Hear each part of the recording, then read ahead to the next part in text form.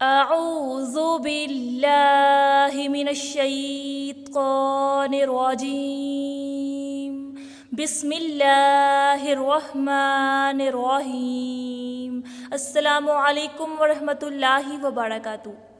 آج کی ویڈیو میں آپ سے قربانی کے چند ایسے اہم مسائل شیئر کروں گی کہ جن کا جاننا ہم سب کے لیے بہت ضروری ہے، اور یہ وہ مسائل ہیں جو کہ ہمارے مفتیان کرام ہمیں بتاتے ہیں۔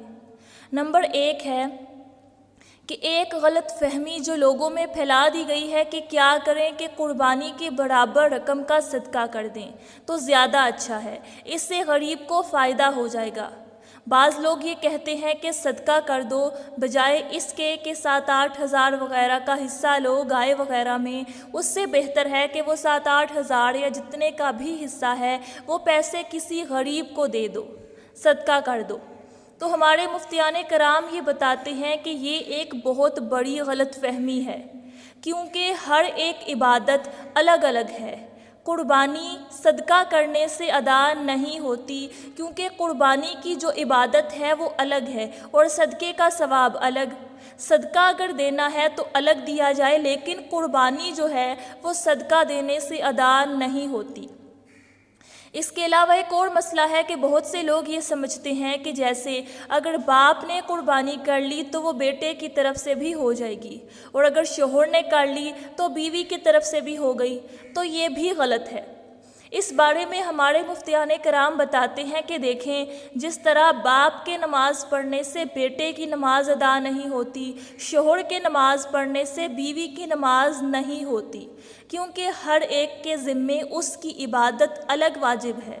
زکوٰۃ باپ کے ادا کرنے سے بیٹے کی ادا نہیں ہوتی، شوہر کے ادا کرنے سے بیوی کی ادا نہیں ہوتی۔ اسی طرح یہ قربانی کی عبادت بھی ایسی ہے کہ ہر صاحب استطاعت پر اپنی الگ الگ فرض ہے۔ اگر شوہر بھی صاحب استطاعت ہے اور بیوی بھی صاحب استطاعت ہے تو شوہر پر الگ واجب ہوگی اور بیوی پر الگ، اور باپ بھی صاحب استطاعت ہے اور بالغ بیٹا بھی صاحب استطاعت ہے، تو دونوں پر الگ الگ واجب ہوگی، یعنی دونوں کو قربانی کرنا ہوگی، ایک سے دوسرے کی ادا نہیں ہوگی۔ کیوں؟ کیونکہ ہر ایک اپنے فرائض کا خود ذمہ دار ہے، چاہے وہ باپ ہو یا بیٹا، شوہر ہو یا بیوی۔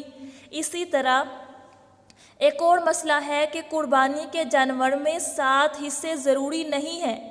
7 کا مطلب ہے کہ زیادہ سے زیادہ 7 حصے ہوں، 7 سے کم بھی ہو سکتے ہیں۔ اب بعض لوگ کیا کرتے ہیں کہ 7 حصے پورے کرتے ہیں، اگر 7 نہیں ملتے تو ٹینشن میں آ جاتے ہیں کہ جی 7 تو پورے ہی کرنے ہیں۔ ایسا نہیں ہے، 7 حصے لازمی نہیں ہیں کہ زیادہ سے زیادہ 7 ہوں، 7 سے کم بھی ہو سکتے ہیں۔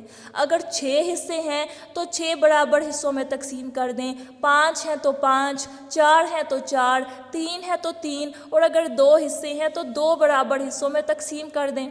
یعنی زیادہ سے زیادہ 7 حصے ہونے چاہیے۔ اس کا یہ مطلب نہیں کہ 7 ہی ہوں، زیادہ سے زیادہ یعنی میکسیمم 7 حصے ہوں، لیکن 7 سے کم بھی ہو سکتے ہیں۔ اس کے علاوہ ایک اور اہم بات ہے کہ قربانی کا گوشت کھانا عبادت ہے۔ بعض لوگ یہ کہتے ہیں کہ ہم تو سارا سال گوشت کھاتے ہیں، تو یہ قربانی کا سارا گوشت بانٹ دیتے ہیں، اور کچھ لوگ گھر میں قربانی کا گوشت رکھتے ہی نہیں اور سارا کا سارا گوشت بانٹ دیتے ہیں۔ تو ہمارے مفتیان کرام اس بارے میں بتاتے ہیں کہ ایسا کرنا درست نہیں، کیونکہ جیسے دیکھیں کہ ہم پورا سال پانی پیتے ہیں، لیکن جب مکہ جاتے ہیں اور زمزم پیے بغیر واپس آ جائیں تو یہ کتنی بڑی حماقت اور بد نصیبی ہے۔ بلکہ جو وہاں جاتے ہیں وہ خود بھی پیٹ بھر کے پی کے آتے ہیں اور باقیوں کے لیے لے کے بھی آتے ہیں۔ اب وہ کیوں لے کے آتے ہیں؟ کیونکہ عام پانی اور زمزم میں فرق ہے۔ اسی طرح عام گوشت اور قربانی کے گوشت میں بھی فرق ہے۔ قربانی کے گوشت کی نسبت کس کی طرف ہے؟ اللہ کی طرف۔ تو اس لیے گوشت تقسیم بھی کریں، غریبوں کو دیں، خاندان والوں کو دیں، ضرورت مندوں کو دیں، اور اپنے گھر میں بھی رکھیں۔ اور خود بھی قربانی کا گوشت کھائیں، کیونکہ بہت سے لوگ یہ کہتے ہیں کہ ہمیں قربانی کا گوشت اچھا ہی نہیں لگتا، ہم نہیں کھاتے، تو ایسا نہ کیا کریں، یہ بہت بڑی بد نصیبی ہے، کیونکہ قربانی کے گوشت میں بہت برکت اور شفا ہوتی ہے۔ تو اس لیے جب یہ نعمت ملے، اللہ تعالیٰ اس نعمت سے نوازیں آپ کو، تو اس کو رد نہ کیا کریں، بلکہ اس کو اپنایا کریں اور اس گوشت کو لازمی کھایا کریں۔ اور یہ کھانا یعنی قربانی کا گوشت کھانا عبادت ہے، تو اس لیے دوسروں میں بھی تقسیم کریں اور اپنے گھر میں بھی رکھیں، تھوڑا رکھیں، زیادہ رکھیں، جتنا رکھیں، لیکن رکھیں ضرور۔ تو یہ تھے قربانی کے حوالے سے چند اہم اور ضروری مسائل، امید ہے آپ لوگوں کو سمجھ آیا ہوگا۔ تو اللہ پاک سے دعا ہے کہ اللہ پاک ان طریقوں پر اپنی رحمت سے ہم سب کو اخلاص کے ساتھ، صحیح نیت کے ساتھ اور اتباع سنت کی نیت سے اس قربانی کی عبادت کو انجام دینے کی توفیق عطا فرمائے۔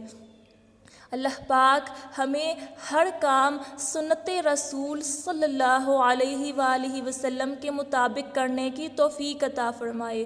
اللہ پاک آپ سب کا حامی و ناصر ہو، آمین ثم آمین۔ اللہ حافظ، اینڈ فی امان اللہ۔